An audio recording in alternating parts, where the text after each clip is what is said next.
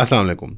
इमरान खान साहब के जो दो साहिबजादे हैं कासिम और सुलेमान, उन्होंने अब ये पब्लिकली इरादा किया, अनाउंस किया कि वो पाकिस्तान आएंगे। ये कोई तकरीबन 6-7 महीने से बिल्डअप हो रही है बात, और चंद सालों से बल्कि ये बात हो रही थी कि यार इनको भी आना चाहिए, हमारी सिविल पॉलिटिक्स का हिस्सा बनना चाहिए, क्योंकि पाकिस्तान के अंदर जनरली, साउथ एशिया के अंदर और दुनिया भर के अंदर एक आपको नज़र आता है कि जो डायनेस्टिक पॉलिटिक्स है, नस्ली सियासत जो है वो सर चाड़ के बोलती है, उसका जादू जो है वो बड़ा तकड़ा है। एक लोगों के अंदर ख़ास तौर पे साउथ एशिया में एक इनबिल्ट मोहब्बत होती है कि वो इमरान का पुत्र आया है या वो नवाज शरीफ की धी आई है, दिस सॉर्ट ऑफ एक जज्बाती अकीदत, वाबस्तगी, एक वो अपनापन महसूस होता है। और अगेन इंट्रिंसिकली कुछ फ्लॉड नहीं है इसके अंदर, बट आई थिंक इसके कुछ मतलब एक ट्रेड ऑफ है, आपकी पार्टी डेमोक्रेटिक है या डायनेस्टिक है, एक ट्रेड ऑफ है। उसके अंदर जो सारे इडियोसिंक्रेसीज और मसले होते हैं आपकी आल औलाद के, वो आपको कबूल करने पड़ते हैं, रादर दैन कि द मोस्ट पॉपुलर या कॉम्पिटेंट मैन और वुमन इन योर पार्टी जो है वो ऊपर आए। बहरहाल इसमें वो कमेंट नहीं करता। एक तर्ज सियासत का दुनिया में भर में चलता है। इमरान खान साहब के लिए पर्टिकुलरली एक थोड़ी सी ऑप्टिक्स इसकी ख़राब है, क्योंकि वो सारी उम्र इसका मजाक उड़ाते रहे हैं। ये जो होती है डायनेस्टिक पॉलिटिक्स का, जो एक नस्ल दर नस्ल चलने वाली एक गद्दी होती है इसके तस्वुर का, लेकिन इनेविटेबली उनको भी रियलाइज़ हुआ है और पीटीआई की मैनेजमेंट को भी रियलाइज़ हुआ है कि असल सियासत जो है वो साउथ एशिया में, हमारे मुल्क में, पाकिस्तान में, वो यही है, ये कोर है उस सियासत का। दोबारा उन्होंने ये अब ऐलान कह दिया कि हम यहाँ पे आके आना चाहते हैं, लेकिन अपने वो इंटेंशंस इतना क्लियर नहीं किए हुए कि हम कोई पार्टी को लीड करने आएंगे या रैलियाँ लीड करेंगे या प्रोटेस्ट करेंगे, अपने बाप को सिर्फ मिलना चाहते हैं या क्या करना चाहते हैं। जमैमा खान साहब, जमैमा खान तो नहीं, जमैमा स्मिथ है वो, पहले जमैमा खान होती थी वो, जमैमा स्मिथ साहिबा ने फरमाया है कि ये एक पर्सनल वेंडेटा बन चुका हुआ है, यानी इमरान खान के ख़िलाफ़ अब एक ज़ाती दुश्मनी का मामला बन चुका हुआ है। और ये जो हरकतें हो रही हैं पाकिस्तान के अंदर, इमरान खान की नज़रबंदी हो, इमरान खान साहब को वकीलों से ना मिलने दिया जा रहा हो, जो सारी मतलब बदसलूकियाँ हो रही हैं, और ये बराह रास्त अब 2 साल से मुल्क देख रहा है। ये एक किसी जमहूरियत में या किसी फंक्शनिंग रियासत में, यानी फंक्शनिंग स्टेट, जो कि कोई नॉर्मल फंक्शनिंग वाला स्टेट हो, तो उसमें ये काम नहीं होता। वैसे मैं करेक्ट कर दूँ जमैमा खान साहिबा को, ये होता है। ये इंग्लैंड में भी हुआ जूलियन असांज के साथ, ये अमेरिका में भी हुआ चेल्सी मैनिंग के साथ, जो विसल ब्लोअर थे, अब तो वो ट्रांजिशन कर गए, लेडी बन के, जिन्होंने हेल्प किया था। स्नोडन के साथ भी हुआ है कि आपको without rights, without due process hold किए जा सकते हैं, अपडाउट किया जा सकता है, अरेस्ट किया जा सकता है। डिपेंड करता है, हर मुल्क की नेशनल सिक्योरिटी अपरेटस की कोई ना कोई रेड लाइन होती है। इट सीम्स के पाकिस्तानी नेशनल सिक्योरिटी अपरेटस की रेड लाइन 9 मई थी। और while I agree with the sentiment, उनकी प्रिंसिपल बात से मैं एग्री करता हूँ कि ये कोई सिविलाइज्ड बिहेवियर नहीं है जो इमरान खान साहब के साथ या पीटीआई की वर्कर्स के साथ हो रहा है, बट ये दुनिया के मुल्कों में होता है। जस्ट उसका पैराडाइम डिफरेंट होता है डिपेंडिंग ऑन द कंट्री की, उसकी उसकी आउटर बाउंड्रीज़ क्या हैं, उसकी रीजनेबिलिटी की, उसकी तमीज़ के दायरे किस हद तक जाते हैं, कहाँ पे वो कानून को बिल्कुल हाथ से धो बैठते हैं और वो ये सारे मामला अपनी मर्ज़ी से करने लगता है। हर मुल्क में डिफरेंट होता है। I don't agree with it obviously. Principally मेरा ख्याल है कोई पाकिस्तानी खुश नहीं है, बहुत कम एक तादाद होगी जो इमरान खान साहब के साथ बदसलूकी के साथ खुश हैं, बट हस्बे मामूली हमारे मुल्क के अंदर है, जो मैमा साहबा को पता होना चाहिए। अब उनके साहिबजादे दोनों जो आ रहे हैं, उनके ऊपर एक बड़ी अजीब व गरीब सी स्टेटमेंट दे दी राना सनाउल्लाह साहब ने। उन्होंने कहा कि अगर इमरान खान के बेटे यहाँ आए तो वो अरेस्ट हो जाएंगे अगर वो तहरीक का हिस्सा बने।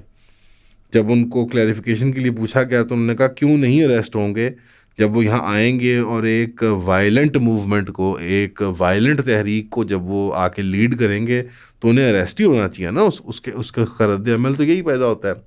तो यहाँ पे मल्टीपल लेयर्स ऑफ प्रॉब्लम्स हैं। पहले उनकी जो स्टेटमेंट थी मेरे ख्याल में ज़्यादा उनकी ऑनेस्ट स्टेटमेंट थी कि अगर वो यहाँ आएंगे और वो तहरीक का हिस्सा बनेंगे, पीटीआई की तहरीक का, तो वो अरेस्ट हो जाएंगे। Simply by virtue of political expression वो अरेस्ट हो जाएंगे।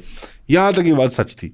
फिर राना सना साहब पे प्रेशर आया सियासी, और फिर जब तनाव आया तो उन्होंने कहा कि नहीं नहीं नहीं, मतलब मेरा ये है कि जब वो तहरीक वैसा बने और वो तहरीक वायलेंट होए, और पीटीआई तो एक वायलेंट तहरीक है।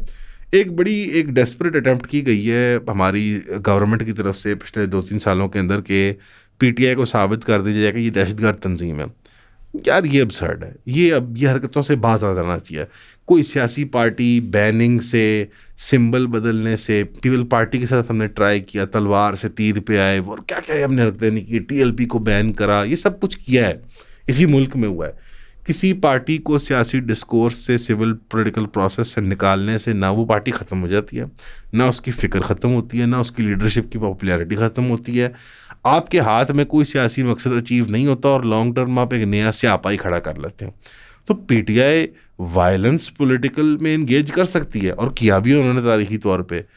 बनिस्बत बाकी पार्टियों को देखा जाए तो मेरे ख्याल में उन्होंने, मेरा ख्याल है, जैसे ईद पे पटाखे ही फाड़े। अगर पीपल्स पार्टी की सियासी वायलेंस को देखें, from straight up terrorism to rioting, hijackings, assassinations, riots, पूरे पूरे शहर बंद कर देना ऑन डेज ऑन एंड के लिए, गैंग्स, स्ट्रीट क्राइम।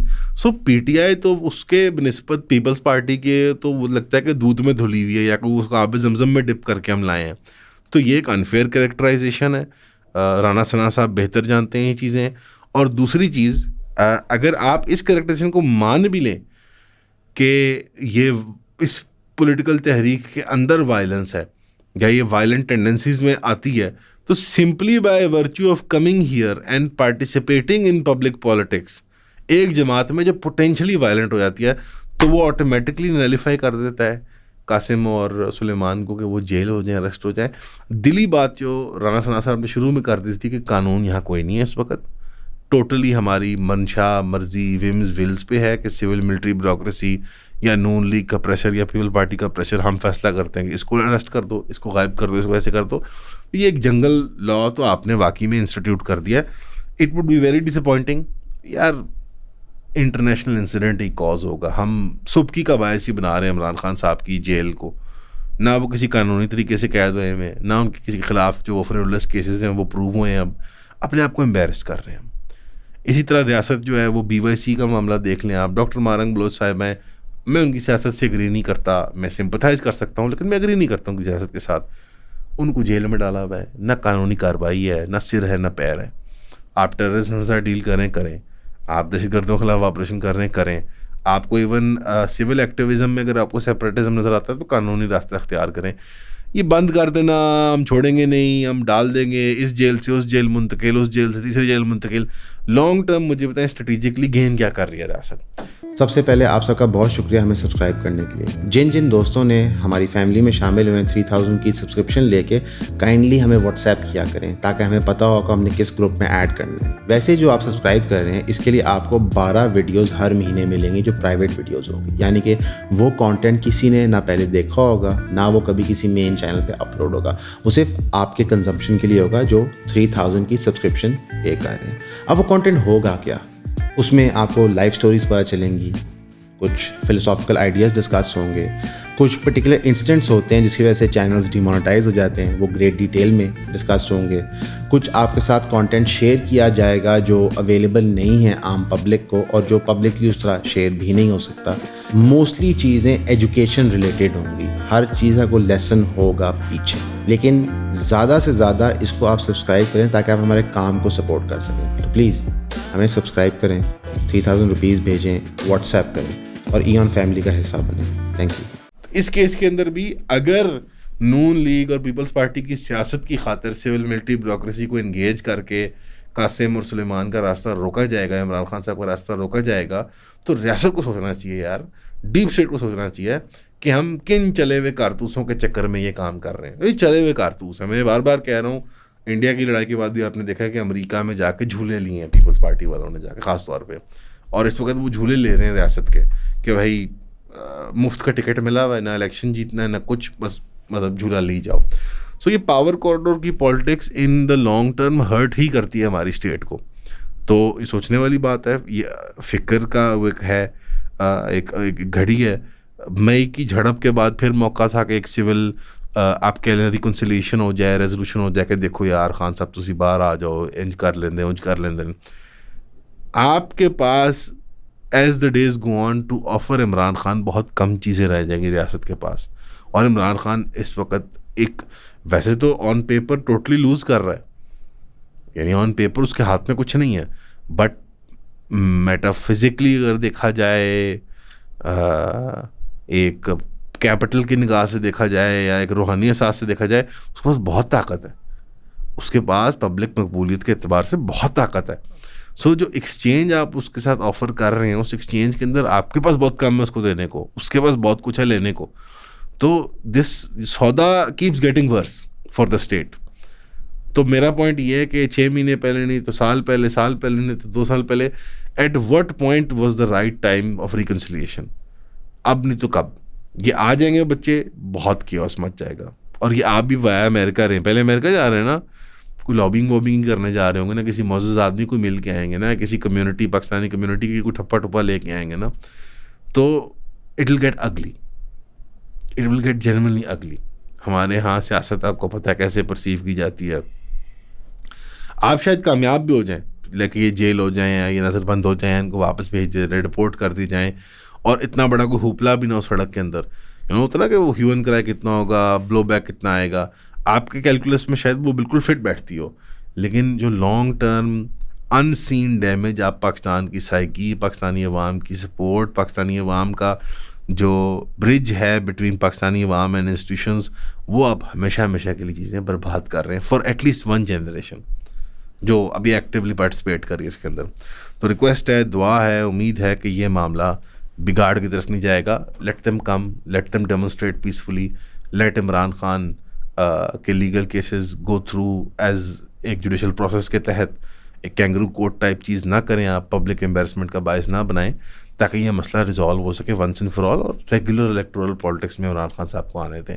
ऐसी कोई तबाही नहीं है जो इमरान खान साहब कर सकते हैं मुल्क में आके, जो हम खुद बाकी अल्लाह के फजल से केपेबल नहीं है टू डू आरसेल्व्स। अब मैं वापस कल की स्टोरी पे दोबारा आना चाहूँगा। एक्ट्रेस जो हैं हुमैरा असगर साहिबा, इनकी मैयत जो बरामद हुई है, अगेन एक बहुत ट्रिगर वार्निंग, या जो भी आप कहें कि एक वार्निंग है, इसमें बड़ी खौफनाक डिटेल्स हैं, तफसील हैं। कल भी मैंने ये वार्निंग दी थी। ये बहुत ही ट्रेजिक केस है, संजीदगी सा देखने वाला केस है। मैंने कल कहा था कि मुबैना तौर पे हमें कुछ डिटेल्स मिली हैं, वो नहीं साबित नहीं। अब तफासील आ रही मुबैना तौर पे as the days go by, और जब सारे ये एविडेंस गैदरिंग हो रही है, स्टोरीज मैच नहीं कर रही। यानी एक तरफ कहा जा रहा था कि उनका लैंडलॉर्ड कहता था महीने का रेंट नहीं दिया हुआ, पता लग रहा है कि जो है वो मैयत जो है वो 6 महीने से एटलीस्ट डिकम्पोज हो रही है। और जो विजुअल्स अनफॉर्चुनेटली आ गए हैं, कुछ हमारे यहाँ प्रोटोकॉल्स जो होते हैं मेडिकल वर्कर्स के, कोई भी प्रोफेशनल सर्विसेज हम देते हो, हमारे यहाँ प्रोटोकॉल्स डेवलप नहीं होते कि भाई कैमरा नहीं निकालना, ऐसे नहीं करना, वैसे नहीं करना। हमारे लोग सादे तबीयत के होते हैं। तो वहाँ कुछ रेस्क्यू वर्कर्स थे ईदी सेंटर के, तो उन्होंने अपने मोबाइल निकाल के सेल्फियाँ और वीडियोज़ बनाना शुरू कर दी। अगेन लोग समझते हैं कि वो कोई इंटरटेनमेंट के लिए सेल्फियाँ वीडियोज़ बना रहे, नहीं, एक अजीब सा आप कह लें पैनिक रिस्पॉन्स होता है, लोगों के अंदर आता है कि they are just so mesmerized by viewing इतनी खौफनाक इमेज को, उनको समझ नहीं आ रहा तो करना क्या है, फोटो खींचना शुरू कर देते हैं लोग। It's a very common modern instinct. Again it's bad etiquette, bad form है, इसको सिखाना, लोगों को समझाना, हम नहीं समझा सिखा पाए, प्रोटोकॉल्स नहीं डेवलप कर पाए अपने प्रोफेशनल्स के लिए। बहरहाल कुछ जो विजुअल सामने आए हैं उनके अंदर तो साफ वाज़ेह उनकी हड्डियाँ बाहर नुमाया हो चुकी हुई, यानी पूरे पूरे बॉडी पार्ट्स डिकम्पोज्ड हैं। She is born basically at this point, और मिक भी गल चुकी हुई, और ये सारा कुछ जो इन बोन्स के अंदर जो सॉफ्ट टिश्यू वगैरह होता है। तो ये तो भाई फाउल प्ले लग रहा है, अल्लाह ना करे हो। ऑटोप्सी में भी उनको प्रॉब्लम्स आ रही हैं, ज़ाहिर बात है, the body is practically gone, cause of death क्या क्या नहीं था। बट मेरा पैरानॉइड माइंड ये कहता है कि आप 6 महीने रेंट दिए बगैर, how can you be a shut in. अगर आप मैयत भी हैं, someone will come around to ask questions, landlord होता है। अखबार की डिलीवरी, चलो अखबार नहीं, आजकल के ज़माने में कोई दूध वाला, कोई ऑनलाइन ऑर्डर्स किए हुए आपने, लेडीज़ ने कुछ मंगवाया होता है, अगले हफ्ते आना होता है, अगले महीने आना होता है, पैकेजेस, ख़त, बिजली के बिल, गैस के बिल, पासर बाइज, पड़ोसी, it is all very strange. And खुदा ना खास्ता it could be a pure case of loneliness, वो जो लोनलीनेस एपिडेमिक वाली बात है, एंड सुइसाइड या ड्रग ओवरडोज या कोई भी हेल्थ कॉम्प्लिकेशन की वजह से मौत वाक़ होगी, एंड नोबडी केयर्ड। ये भी बहुत एक खौफनाक आउटकम है अगर ये हकीकत है। और दूसरा जो है वो भी बहुत खौफनाक आउटकम है कि अगर कोई फाउल प्ले है, कोई नफेरियस एक्टिविटी हुई है, कोई टारगेटिंग हुई है, कोई मर्डर की कोई गुंजाइश है, आंसर है खुदा न खास्ता। और हमारी सिविल जो कह लें आप स्ट्रक्चर्स हैं, सोशल स्ट्रक्चर्स हैं, वो इतने मतलब इनकॉम्पिटेंट हैं या इतने अलूफ हैं कि एक आदमी की मर्डर्ड लाश जो है, मैयत जो है, वो 6-6 महीने एक बंद फ्लैट में रहती है तो किसी को पता ही नहीं लगता। और तीसरी जो है कि people were in on it. अगर ऐसी कोई नेफेरियस एक्टिविटी हुई है, इसका सिनेरियो 2B कह लें आप, 2A था कि पहले वाला, और 2B कह लें आप कि वो ये कि ऐसा कोई मर्डर खुदा न खास्ता हुआ है या कोई मतलब टारगेटेड वायलेंस हुई है और लोग कंप्लिसिट थे इसके अंदर कि भाई यहाँ ही रख दो मैयत जो है यहाँ पे, फिर वो डिस्ट्रॉय हो जाएगी, डिकम्पोज हो जाएगी। मेरे जहन में तो ये 3 सिनेरियोज आते हैं। चौथा मुझे नहीं समझ आता because it's a very strange case. अब आने वाले दिनों में इसकी तफसील आएंगी। मैं बार बार इस केस की क्यों बात कर रहा हूँ, it's a very scary case. मैं इसके विजुअल्स भी देखना चाहता, मैं आपको भी रिकमेंड नहीं करूँगा कि आप ये चीज़ें देखें, but this needs to be talked about. It's very strange case because चाहे लोनलीनेस परस्पेक्टिव से हो, आइसोलेशन के परस्पेक्टिव से हो, या खुदा न खास्ता वायलेंस अगेंस्ट वीमेन का जो एक पूरा एक चैप्टर है कि जो लोग ख़ास तौर पे प्रोफेशनल सर्विसेज में होती हैं ख़वातीन, जॉब्स वगैरह या एक्टिंग या फिल्म या टीवी वगैरह में, वो एक टारगेट हो सकती हैं। तो हर एंगल से ये स्टोरी जो है ये इबरत हासिल करने वाला सबक है। तो मैंने ज़िम्नन आज दोबारा इस स्टोरी को डिस्कस कर लिया कि जो नई अपडेट्स आ रही थी, आइंदा आने वाली कोई अपडेट्स होंगी तो आपको मैं आगाह करूँगा। But now we will wait for some time कि कुछ तफसील जो है वो इकट्ठी हो जाए, बिकॉज मैं बार बार इसको नहीं खरीदना चाहता। Because this is I wouldn't say कि ये मतलब कुछ शर्म आती है इससे या हो है देखो ये वो, या is this Islamic Republic of Pakistan. But संजीदा केस है, बहुत सेंसिटिव केस है, बार बार डिस्कस करके दिल भी सख्त हो जाते हैं आपके। इसकी शॉक वैल्यू जो है वो रहनी चाहिए बरकरार के यार, एक नौजवान बच्ची जो है शी इज़ डेड। तो अगेन दोबारा कहूँगा, इन्ना लिल्लाहि व इन्ना इलैहि राजिऊन। अल्लाह उनके लिए आसानी फरमाए, उनके कफन दफन का जो बंदोबस्त है वो चुका हुआ है, वो उनके लिए बायस बख्शिश बनाए, रहमत बनाए, और उनके घर वालों को सब्र अता फरमाए, और कौम को इबरत कि ये क्या हुआ मामला। And like with many things Pakistan में वी नीड रेजोल्यूशन। हमें वो चाहिए, रिकन्सिलिएशन चाहिए, रेजोल्यूशन चाहिए, हमें एक रिजॉल्व्ड प्रॉब्लम चाहिए कि ये मसला था, उसके ये खद ख्वाल थे, ये जवाब है, हियर इज़ योर क्लोजर कि तुम्हारे लिए मामला हमने जो है समेट दिया। इंसाफ अगर इंसाफ की ज़रूरत है, कि इंसाफ के तकाज़े हैं, तो वो इंसाफ या वो जस्टिस डिस्पेंस हो चुका हुआ है। ये बहुत ज़रूरी है। हमारे यहाँ ये ओपन लटके हुए केसेस रह जाते हैं। In any of the scenarios we have discussed, हमें इंसाफ चाहिए इसके लिए, नेट की वी वांट क्लोजर। हमें एक सॉलिड ग्राउंड के ऊपर लॉजिकल रैशनल आर्ग्यूमेंट्स की बुनियाद पे, एविडेंसेस की बुनियाद पे एक वजह चाहिए कि क्यों हमारी बहन जो है हमारे अब दरमियान नहीं है, वो अगली दुनिया चली गई, अगली जहान चली गई है। क्या वजह बनी, क्या बायस था, कौन कल्प्रिट्स हैं, कल्प्रिट्स नहीं है, अगर आइसोलेटेड चीज़ है तो how can it be avoided in the future, so on and so forth. Closure मिलेगा आवाम को तो ये इंसिडेंट्स अवॉइड होंगे। अभी तक हमारी सियासी कैडर में और जनरली हमारी लीडरशिप क्लास में, ख़ासतौर पर सिविल ब्यूरोक्रेसी में, संजीदगी नहीं नज़र आती है actually dealing with this kind of stuff. वो एक by numbers, policing by numbers हो रही होती है पाकिस्तान में कि एज लॉन्ग एज मोटा जो है वो लॉ एंड ऑर्डर मेंटेन हो रहा है तो we don't care. Wake up call है, बार बार आती रहती हैं, हर 3 महीने बाद, हर 6 महीने बाद आती है, कभी कत्ल की शक्ल में, कभी सुसाइड की शक्ल में, कभी मिस्ट्री, इस तरह की मिस्ट्री की शक्ल में। नहीं जागेंगे, इंसाफ नहीं कायम करेंगे, माशरत नहीं चलेगी। चाइना की टेक्नोलॉजी के साथ नहीं चलेगी, बिलियंस ऑफ CPEC डॉलर के साथ नहीं चलेगी, अमेरिकन के पैसों के साथ नहीं चलेगी। किसी मतलब दुनिया की तमाम मखलूक इकट्ठी हो जाए आपकी मदद नहीं कर सकती अगर अल्लाह एक आपका मुनसिफाना मिजाज के माशरे को नहीं इजाज़त देता कि तुम चलते रहो। ठीक है, तो ये प्लीज़, ये बहुत बहुत संजीदा मसला है, इसको ज़रूर देखिएगा एक निगाह। क्लोजिंग में एक बड़ी अजीब व गरीब सी, एक बार बार आपको ये वो गूफ्स और गैफ्स मिलते हैं डोनाल्ड ट्रंप साहब के। अभी उन्होंने लाइबेरिया के सदर को बिठा के वाइट हाउस में कहा, यार तुमने अंग्रेज़ी कहाँ से सीखी इतनी अच्छी, तुम तो बड़ी अच्छी अंग्रेज़ी बोलते हो यार, कहाँ से सीख ली तुमने अंग्रेज़ी। और ये बुध के दिन सारा ये मामला हुआ है। वेस्ट अफ्रीका में लाइबेरिया एक मुल्क है, और लंच पे जब अफ्रीकन लीडर साथ वो बात कर रहे थे तो जब ब्रीफ रिमार्क्स लिए प्रेसिडेंट जोसेफ बोआकाई से, तो कहने लगे यार तू मतलब very good English, where did you learn to speak so beautifully, इतनी खूबसूरती से कहाँ से तुमने सीखा बोलना, तुम्हारी तालीम कहाँ थी, और ये वगैरह वगैरह। अब ट्रम्प अपने जोम में तो शायद उसकी तारीफ़ ही कर रहा है, लेकिन जैसे वो रेशली और जैसे वो कल्चरली इतना एक इनेप्ट वो रिफ्लेक्शन देता है कि जैसे वो कोई इंसान ही नहीं मानता काले लोगों को या ब्राउन लोगों को। लाइबेरिया के बारे में मैं थोड़ा सा वो कॉन्टेक्स्ट दे दूँ अमेरिका और अंग्रेज़ी को लेके, ताकि आज की वो एक स्टोरी रैप अप भी हो जाए। लाइबेरिया का झंडा देखिएगा, ये अमेरिका के झंडे की तरह क्यों है, इस पर सवाल पूछिएगा अपने आप से, नेट पे भी रिसर्च कीजिएगा। लाइबेरिया एक रिकॉलोनाइजेशन प्रोजेक्ट था जो अमेरिका ने परसू किया था। इनफैक्ट अमेरिका ने जो फ्रीड स्लेव्स थे, जो सेग्रीगेशन के दौर से और उस सारे दौर से गुजरे हुए थे काले अफ्रीकन अमेरिकन, उनको रिपेट्रिएट करके असला दे के कहा था कि फतह कर लो हमारी लाइबेरिया। मैं मजाक नहीं कर रहा, ये सारा पिछले 100 साल की कार्रवाई, अब पढ़िएगा ऑनलाइन इसके बारे में। और तो लाइबेरिया में लोगों को अंग्रेज़ी इसलिए भी आती है कि वो अमेरिकन कॉलोनी है। वहाँ पे इतना बुरा हाल हो गया था सिविल वॉर का, जिसको अमेरिका बैक कर रहा था, कि एट वन पॉइंट लाइबेरिया के जो अमेरिकन बैक्ड वॉरलॉर्ड्स थे उन्होंने हमला किया प्रेसिडेंट के उस पैलेस पे, और प्रेसिडेंट को कब्ज़ा कर लिया, और लाइव टेलीविज़न के ऊपर उसको उन्होंने पका के खा लिया था।